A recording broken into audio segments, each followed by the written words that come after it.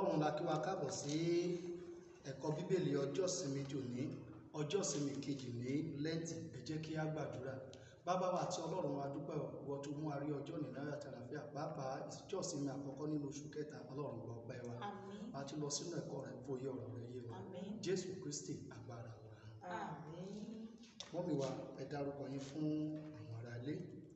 Orúkọ tèmi ni Taiwo Omowunmi láti St. John's Anglican Church Ajílété, Yewa-DM. Orúkọ tèmi ni Oluwakemi Oyinlade láti St. John's Anglican Church Archdeaconry.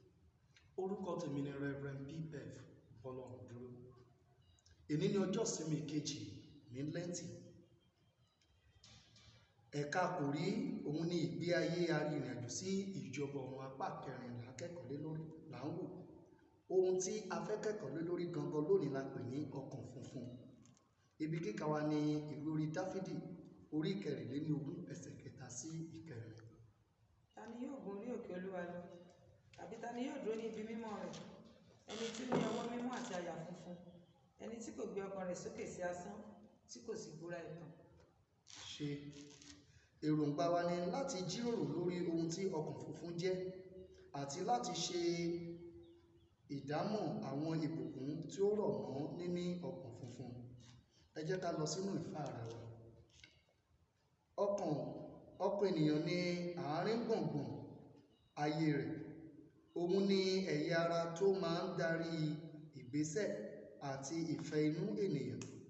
Ọkàn ni ó máa ń darí ìgbésẹ̀ ènìyàn. Ó túmọ̀ sí pé ohun tí ènìyàn bá rò ní ọkàn rẹ̀, òun ló fi ṣe kíni, ló fi ń hùwà.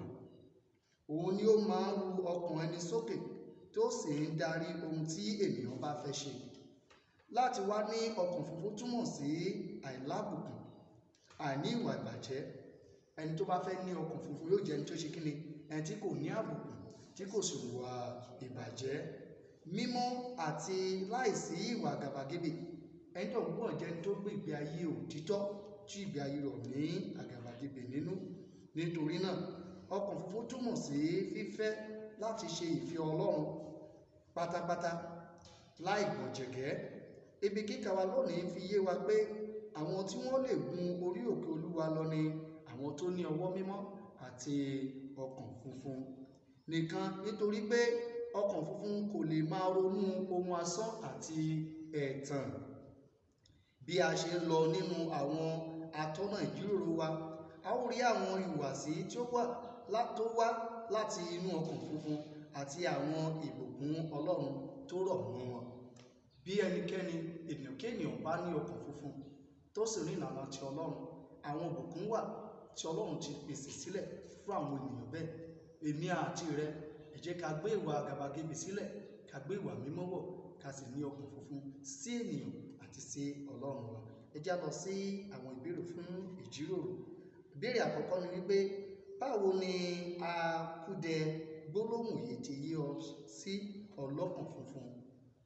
Psalm 24:4.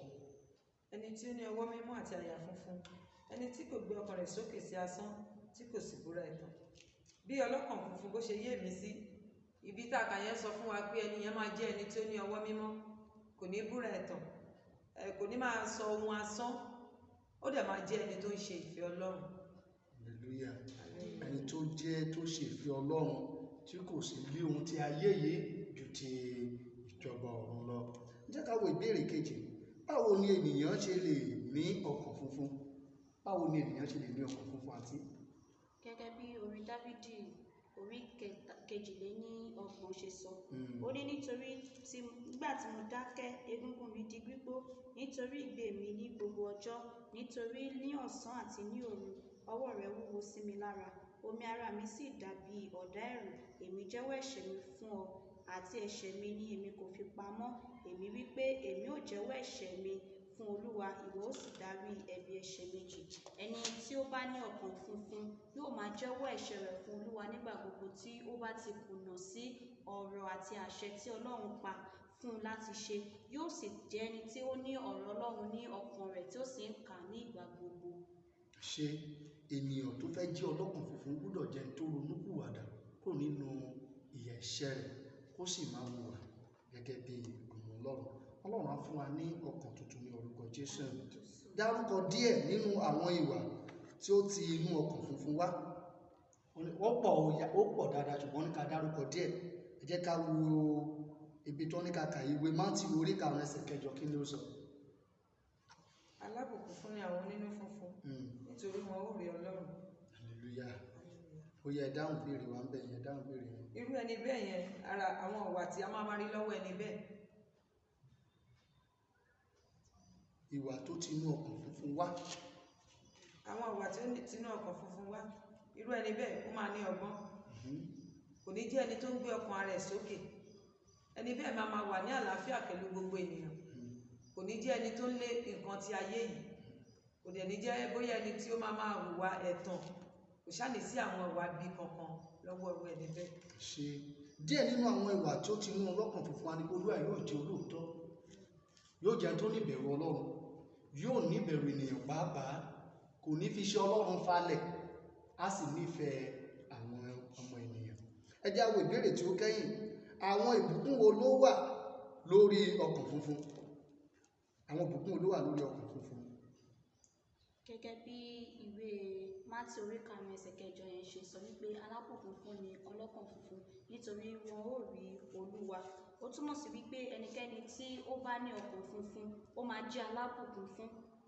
A sì tún rí ojú Olúwa nígbà gbogbo tí ó bá ti ń béèrè lọ́wọ́ Ọlọ́run pé nǹkan báyìí ni mo fẹ́ o. Ọlọ́run máa fún un ní ojú rere níwọ̀n ìgbà tí ọkàn rẹ̀ bá ti jẹ́ funfun àti mímọ́ sí Olúwa. Ẹ ṣé. Ìparí, gẹ́gẹ́ bí arìnrìnàjò sí ìjọba ọ̀run, ọkàn funfun ṣe pàtàkì nítorí ó máa ń borí ìmọ̀ ẹ̀ṣẹ̀. Nítorí náà, ẹ jẹ́ ká fi àyè gba ọkàn wa fún ìsọdọ̀tun àti ìsọdimímọ́ nípa gbígbé ìgbé ayé wa gẹ́gẹ́ bí Bíbélì ti ṣe àlàkalẹ̀ rẹ̀. Ẹ jẹ́ kí á fàyè gba ẹ̀mí mímọ́ nítorí pé ọkàn ẹ̀mí mímọ́ máa sọ ní di ọ̀tun ni. Tí a bá fàyè gba ẹ̀mí mímọ́ nínú ayé wa, a ó rí wípé a ó gbé ìgbé ayé wa gẹ́gẹ́ bí àlàkalẹ̀ Bíbélì. Fún ìrònú, èrò ọkàn ènìyàn ni ó ń darí ìhùwàsí rẹ̀. Ṣé a gbà sí? Pé èrò ọkàn ènìyàn ló máa ń darí ìhùwàsí ènìyàn. Ṣé mọ́ mi wá? Ẹ jẹ́ á jọ ká kọ sórí yìí papọ̀ ìwé Mátíù orí 5 ẹsẹ̀ 8 o. Alábùkún ni àwọn onínú funfun nítorí wọn ó rí Ọlọ́run. Ní orúkọ Jésù èmi àti rẹ, a ó rí Ọlọ́run. Àmín. Ẹ jẹ́ kí á gbàdúrà. Ọlọ́run tó pọ̀ nípa àti agbára, a sọ pé o ṣé o fún rẹ̀ ọ̀fẹ́ tó fà fún ẹ̀kọ́ Bíbélì ọjọ́ ìsinmi tòní. Olúwa gbọ́ ọpẹ́ rẹ. Àmín. Bàbá wa wá ń bẹ̀bẹ̀ lọ́dọ̀ rẹ o. Olúwa fún wa lórí ọ̀fẹ́ láti lè jẹ́ ẹni tí ó jẹ́ ẹni tí fi ọkàn sìn ní tòótọ́. Àmín. Dá ọkàn funfun sí ayé wa. Àmín. Ká lè bá ọ jọba. Àmín. Ní Jésù Kristi Olúwa wa.